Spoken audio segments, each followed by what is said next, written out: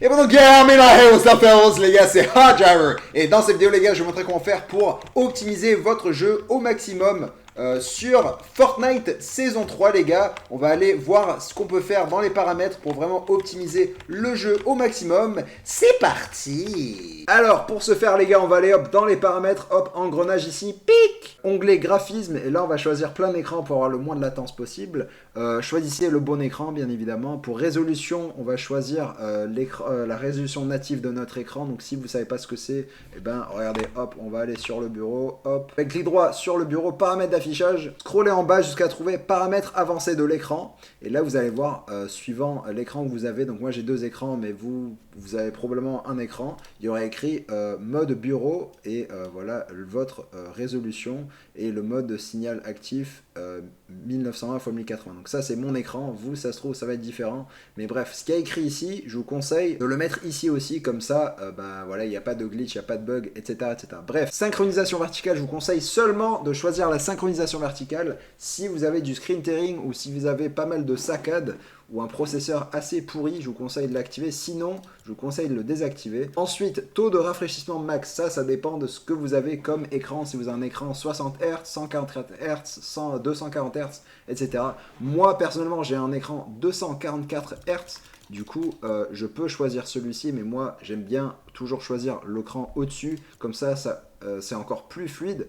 Du coup voilà, hop, appliqué. Mais si vous ne savez pas ce que vous avez comme taux de rafraîchissement sur votre écran, eh ben, c'est très simple, on va retourner sur le bureau.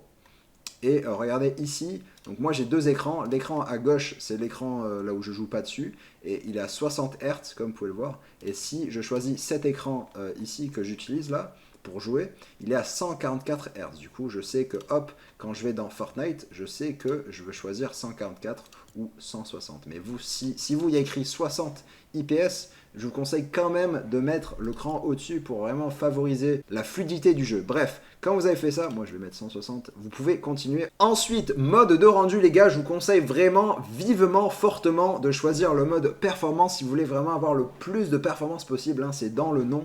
Plus de performance, moins de latence, plus de fluidité, enfin bref, tout ce que vous voulez niveau performance, choisissez le mode performance.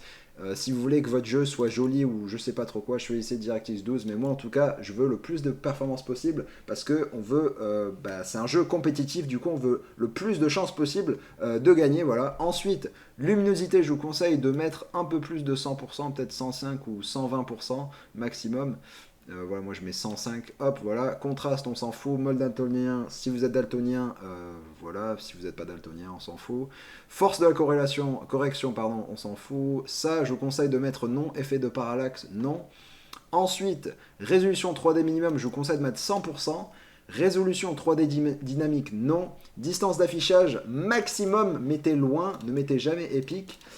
Si vous avez un PC à peu près correct, je vous conseille de mettre moyen. Si vous avez vraiment un PC pourri, je vous conseille quand même de mettre moyen, sauf si vraiment vous avez genre 20 FPS et que vraiment c'est la fin du monde, mettez proche, mais vraiment mettez jamais proche, hein. À part ça, mettez jamais proche. Ensuite, texture faible, géométrie faible, affichage des IPS, oui, parce on veut voir nos performances quand même. Marqueur de latence, non. Et là, latence faible, Nvidia Reflex, si vous avez un PC normal, ou un peu correct, je vous conseille de mettre oui. Si vous avez un bon PC quand même, je vous conseille de mettre oui plus boost. Quand vous avez fait ça, les gars, je vous conseille d'appliquer. Si les gars, vous avez beaucoup plus de choix que moi, beaucoup plus de paramètres que moi, c'est parce qu'en fait, vous n'avez pas redémarré votre PC. Vous étiez probablement en DirectX 12, vous avez choisi, vous avez suivi mon tuto performance, et là, vous avez beaucoup plus de paramètres, c'est parce qu'en fait, il faut juste redémarrer le PC.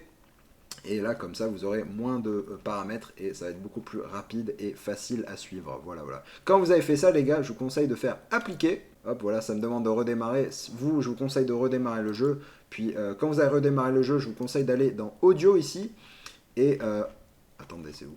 Ah oui, hop. Qualité du son, je vous conseille de mettre faible, parce que regardez, il y a écrit définit la qualité sonore, un son de haute qualité est plus appréciable, mais peut limiter les performances. Et nous, du coup, ce qu'on veut pas, c'est, on veut pas limiter nos performances, du coup, on met faible, voilà, pour vraiment avoir le plus de fluidité possible. Quand vous avez fait ça, les gars, eh bien, c'est fini, voilà. Voilà. Et voilà, donc merci d'avoir regardé cette vidéo, mettez un like si ça vous a plu, n'hésitez pas les gars à liker la vidéo si vous avez aimé cette vidéo, ou si elle vous a plu ou vous a aidé.